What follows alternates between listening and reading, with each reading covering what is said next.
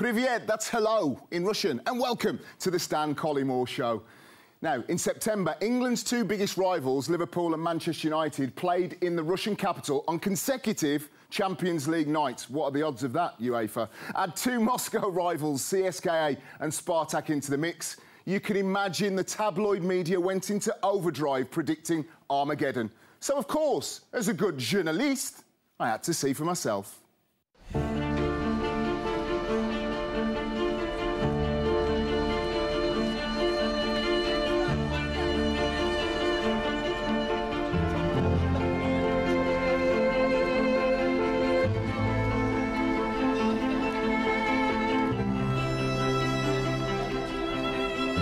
I'm in the middle of Moscow and I saw two men, one with that famous liver bird on his chest and another one with a bag with lots of stickers and Che Guevara, which is very good, of course, in Moscow. Yes. I love Barcelona, in Milan, and you're very good friends, but you're a Liverpool fan, obviously, yes.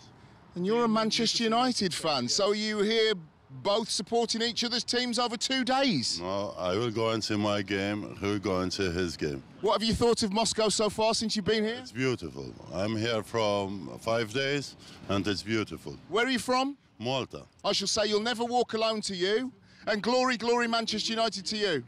Good to see you. What are your first impressions of Moscow? Have you had a warm welcome? Have you not had a warm welcome? I'm sure you travel everywhere with Liverpool. It doesn't bother me. I'm pretty happy about it. I've been before. You know, I've been to Russia a couple of times before, so I'm not fazed by it, really. Any problems? No, no problems at all. We're in Pushkin Square, just away to my left. We're going to the Spartak Stadium, game one. Spartak against Liverpool.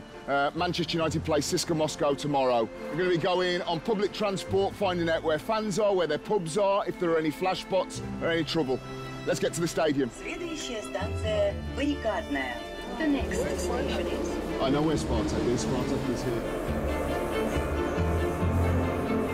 This is Spartak. Right, here we are, Spartak. So let's have a little look on the platform. Not many football fans around at the moment. One or two scarves. Obviously, it's a brand new station as well, so you can see the football element of it there. A few police dotting around, but again, fairly low-key. And a 20-minute journey from the centre of town. Busy with rush hour, but a rather genteel trip, it's fair to say. Let's go up to the ground. Spartak, Liverpool. The policing for the event, the security for the event, is obviously very strict. It's a Category A game. And as you can see, Liverpool fans coming backwards and forwards. But as soon as Liverpool fans get to this point, only they are allowed with their tickets beyond the gate, and then they go in. Let's have a little chat. Couple of chaps here, all right, chaps? Are you well? How are you? Yes, very well. How's your day been so far in Moscow? No problem. Have you had a good time? Any issues and problems? No problem whatsoever. So, been here 5 times. Two Muscovites. Two Muscovites. What are you doing here, and what are you aiming to achieve today? We're trying to get a glimpse on the English fans, on the British fans, to find out... English hooligans, you know. Have you seen any yet? No! What has your experience been like? Like me, you are a beautiful men of colour. Have you had any negative experiences in Moscow? If you have, shout them now. Taking too many pictures of me, I don't like that, but I'm joking. No, it's been positive. It's been great. They've been awesome, super friendly. It's been great. You guys? Yes. It's been really easy to blend in. Do you know what? After all the scaremongering that's been going on social media by people, it's a bit of a shame from them, I think. It's been absolutely fine. The experience to the stadium, the experience in Moscow alone, has been absolutely brilliant. It's been perfect.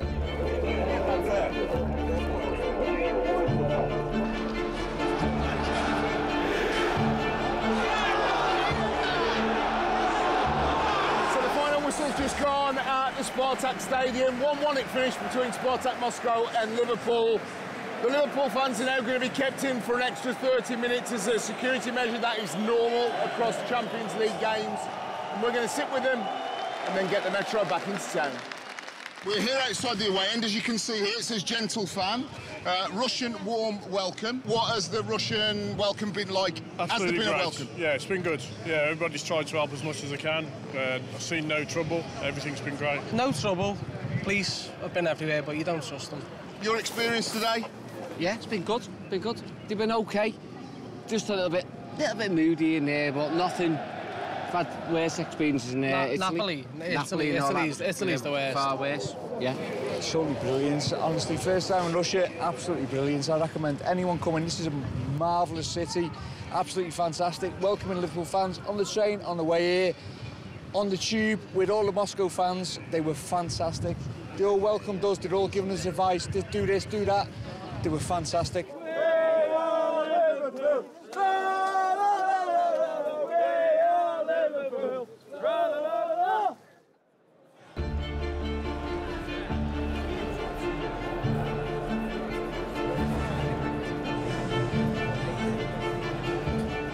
It's CSKA Moscow against Manchester United. Everything went off peacefully between Spartak Moscow and Liverpool. The security presence is still very high here in Moscow. Let's see what happens this evening.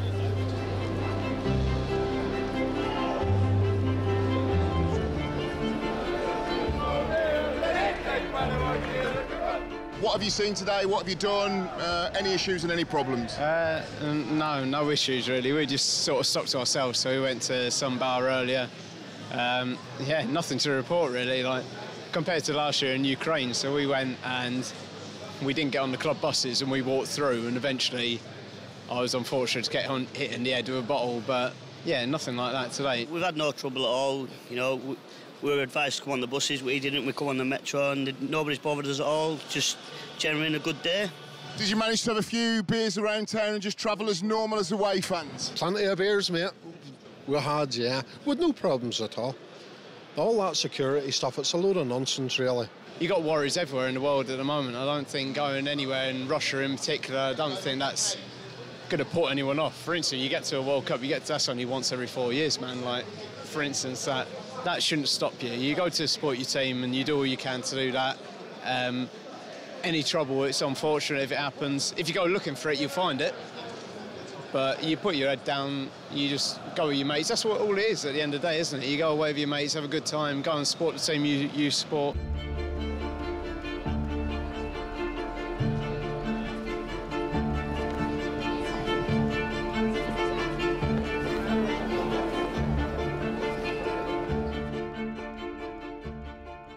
Question for you.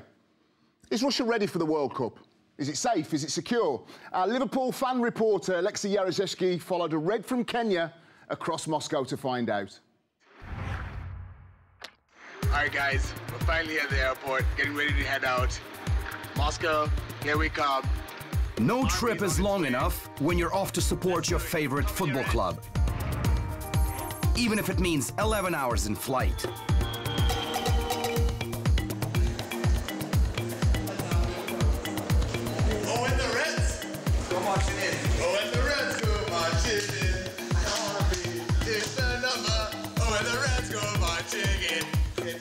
Odeke from Nairobi, Kenya had no second thoughts about going to Moscow to watch his beloved Liverpool FC play Russian champions Spartak.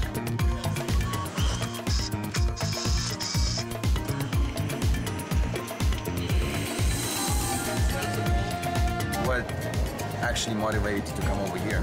Like, it's a mad trip from Nairobi to Moscow, man. You only live once, man. So once the opportunity came, we're like, okay, this might actually work out. It was a no-brainer.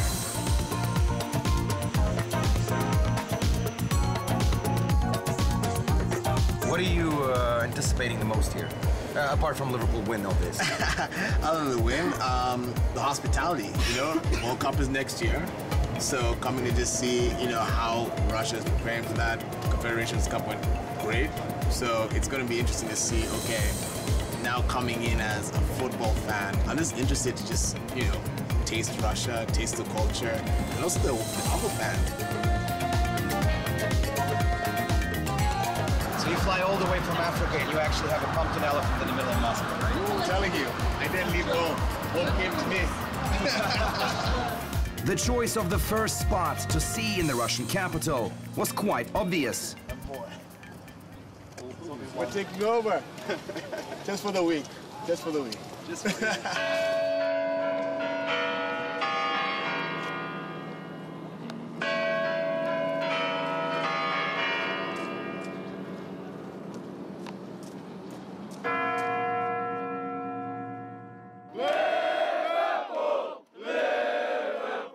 Next up, LFC youth game versus Spartak U19s. First chance to throw out some songs. Oh, when the Reds go marching in, I wanna be in the number. Oh, when the Reds go marching in. And to see the living Liverpool legend. See Gerard, Gerard, impossible 40 yards. But an away game just cannot do without a pre-game in a pub. Fan banter with the newly met friends, and then the walls begin to shake with all the chanting.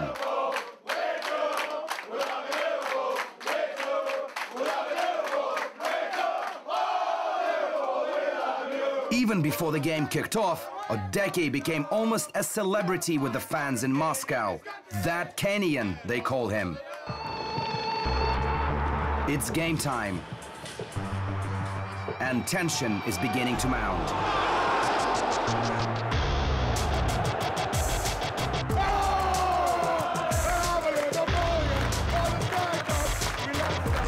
The beloved Reds failed to make Odeke's trip sweeter, only getting a point in Moscow. Back at the pub after the game, safe and sound, Odeke shared his thoughts about the Moscow trip. So many Liverpool fans. I mean, it's not just Russia that's playing Liverpool. It's Kazakhstan, it's Belarus, it's everyone in the area, and it's amazing. It's amazing seeing everyone here. It's amazing being in this city. Jesus, man. I should have come here before, Alexi, man. You should have brought me over here, man. Odeke, be as honest as you can possibly be. Have you felt uncomfortable at any point? For anything? Well, not really. I mean, it's one of those things where you gotta understand, and I keep on mentioning this, there's not a lot of black people here, which is fine. You just understand there's gonna be that awkward look. But in terms of uncomfortable because of safety, and I haven't seen anything that's caused that. There's no reason for people to feel like that. His team may have failed to deliver the anticipated win, but the Kenyan Red left the Russian capital, firmly being the part of the Russian Reds folklore. Join us after the break, where we're behind the scenes of the first El Clasico outside of Spain for 35 years and the first ever in the United States.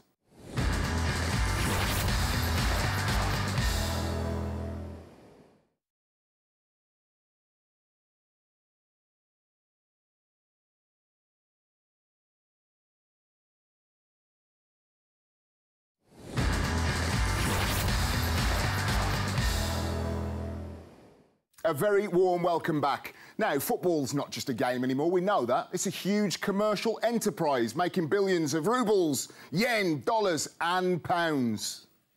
If proof were needed, the Brazilian attacker Neymar transferred from Barcelona to Paris Saint-Germain for a world record of 222 million euros. Money, money, money. Before he left, though, we watched him play one last El Clasico.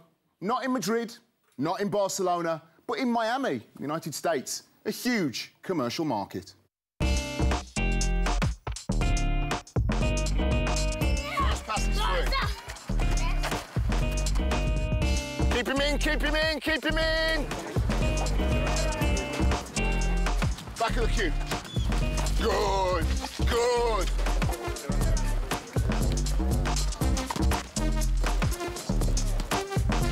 Good. Well done, guys.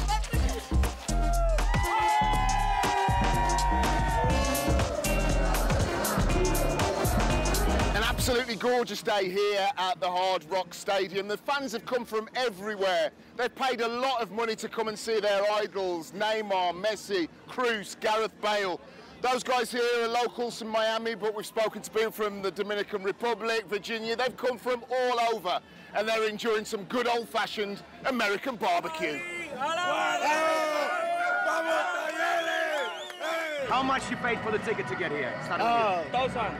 I paid $650 for the ticket for the game, and then I paid $500 for my flight ticket to get here. I would have paid more if I could. I could not miss El Clasico in the United States. Right. We came in for Virginia. One-day event. Come down, enjoy the game, and go home. Madrid! The whole thing was probably about $3 grand. $3,000. That's airfare, hotel, tickets. Miami, let's see ya! You paid a lot of dough for your ticket. Face value $280, but I got them down after selling a bunch of other tickets. Nice one. So, no Ronaldo today, but Messi, Suarez, Neymar. Bale. Don't forget. How do you feel about these guys actually coming and embracing Miami and South Florida? Important for the American game too, yeah? Absolutely. I mean, look, you've been walking the parking lot. You've seen the crowd. It's great. I was here for the PSG game the other night. Good crowd, good day. Right here. There you go. Venimos desde Washington, D.C. aquí para Miami, para el mundo, con el Real Madrid. You're from Washington? Yeah. Why have you come all the way down south to come and watch Real Madrid? Why? Because I love the soccer. That's okay. Where have you come from today, guys? Chicago. You've come all the way from Chi-Town for this game. Why? Right. It's a Clásico, the first time in the country. We got to be here.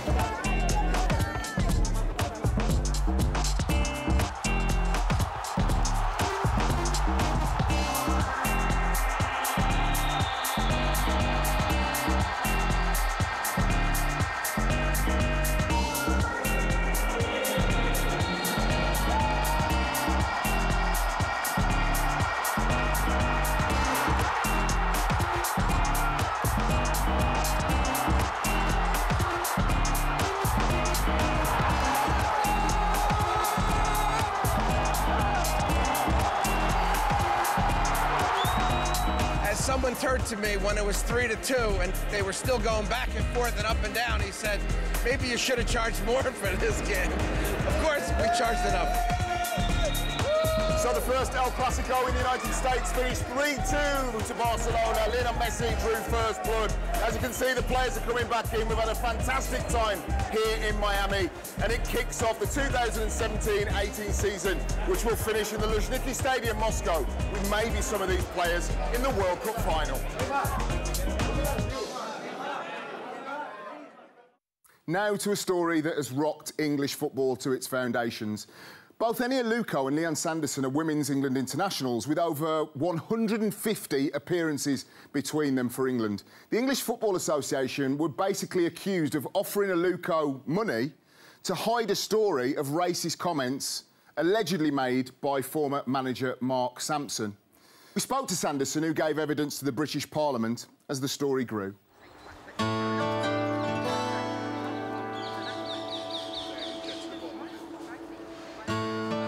You recently went to Parliament in the United Kingdom because there was a situation whereby the England women's manager, a man, made comments that were deemed to be racially sensitive. You gave evidence to that. Eni, a black England international of 100 caps, gave evidence as well. Do you feel that the Football Association in England is institutionally racist, and does it need to change immediately? I think people can come to their own conclusion as to why these things have happened to me, Eni, Drew Spence, Anita Asante, you know? Whether it's a fact of they're doing it on purpose or whether they're doing it subconsciously, it happened. I think this has been going on for years. It's not just a situation with Eni, it's happened a lot of times where people have actually said in the men's game, women's game, this has happened, and it gets to a certain point and it gets knocked down. You know, so for example, the stuff that myself and Eni have mentioned, a lot of people can relate to it, whether you're a man, woman, black, white, whatever. So what did you and Eni mention in your evidence? What were the issues for you? Well, the issues for me was that whenever you raise something towards them, whether it be something that happened to me where they forgot about my 50th cap in China, and I knew it was my 50th cap that day, I knew it was my 50th cap on that trip, and I was really excited to be there, be selected, get my jersey, get a video message from home. Mark knew how vulnerable I was in that situation, if that makes sense. So for him to bring me back in and then forget about my 50th cap really hurt me. A lot of like journalists and stuff like that have said to me, it must have been a clique, it must have been you guys were getting racially abused. No, it wasn't like that, you see. It wasn't like that. It wasn't a culture necessarily of racism because there's not that many black players on the team.